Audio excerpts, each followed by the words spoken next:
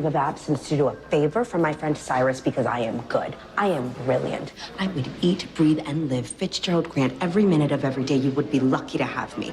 Just because you don't like hearing the truth about yourself. I loved hearing what you had to say. I agree with every word, very astute. And you're right. I would be lucky to have you.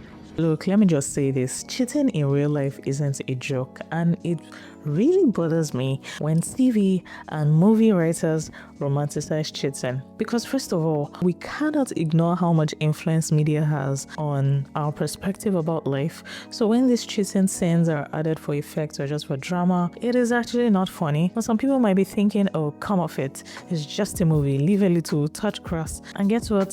I am doing all of the above, and my mind hasn't changed about this. Hi, my name is Susan. If you're new here, welcome. If you're not new here, how is it going? How is it going? How is it going? Now, we cannot talk about cheating in the media without looking at all the different angles that are presented. And the first is typically the flavor of the cheating. Now, not all cheating looks the same. There's the harmless, flirty texting. There's the kiss that shouldn't have happened. There's the full-on sneaky double life where this person has like an entire family in Seattle with 3 children, and then this same person has an entirely different family with like 2 kids in South Africa, and it's like, why? So the flavor of the cheating typically matters and in movies and on TV, because what really counts as betrayal can shift depending on the intensity. The second one is the packaging. How is this cheating presented, right? If you ever saw Scandal, for example, remember how Olivia and Faith's affair is made to look like they are destined to be together. We're supposed to be rooting for them.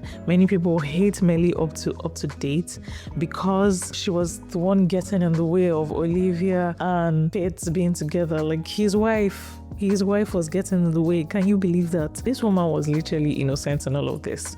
Meanwhile, in a show like Gilmore Girls, when Rory cheats on Dean with Jess, it is awkward, it's painful. Everyone hates Rory and Dean because of this. Can you see the difference in how we root for the characters cheating based on how they are presented? The next angle is the justification. If there are maybe constant fights at home and the partners don't see eye to eye, we may be quick to understand why they decide to cheat, even if it's just emotionally. That's where the justification comes in, because we kind of excuse these people's reason for cheating as a result of something they're dealing with at home or at work. The final angle is the drama, and more often than not, the cheating angle is added for effect. It most times would add more suspense to the movie because we are sometimes hoping that they don't get caught, especially if we're rooting for the cheaters. If you're a fan of The Office, a good example that comes to mind was what took place between Jim and Pam. From the 25 times that you've probably seen this show, we remember that Pam and Roy were actually in a relationship, but somehow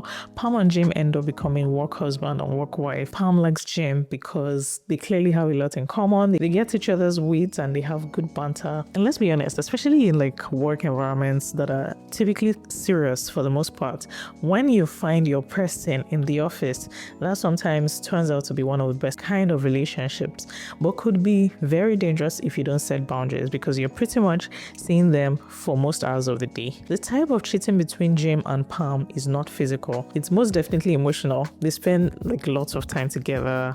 They're always being playful with each other, and they most definitely knew quite well that they were into each other before Jim actually spoke. At first, this affair stops at being just emotional, but then it slowly starts to get physical. Jim is play fighting with Pam. Pam gets drunk, and at some point she actually kisses Jim in front of the people in the office at that party that they were at, while Pam is kind of being respectful of her relationship with Roy, even though she's not so happy. Justification, like we said earlier, Jim literally ends up, telling this woman how he was feeling about her as she was in a relationship. And even though she said no, he still went on to kiss her. Okay, clearly the way that this show, kind of frames their behavior was not direct. On one hand, we're supposed to be shipping them because they are likable characters. Of course, they have chemistry. I mean, that's not strange, right? On the other hand, it's like they're also crossing boundaries because Pam is, being too friendly with Jim, even though she's in a relationship with Roy. The justification of this relationship is that they are good friends. They'll probably make great partners. Roy is not a good partner, so he definitely became a villain in our eyes. Was this cheating line necessary? Let me know what you think in the comments. I'm really interested to know.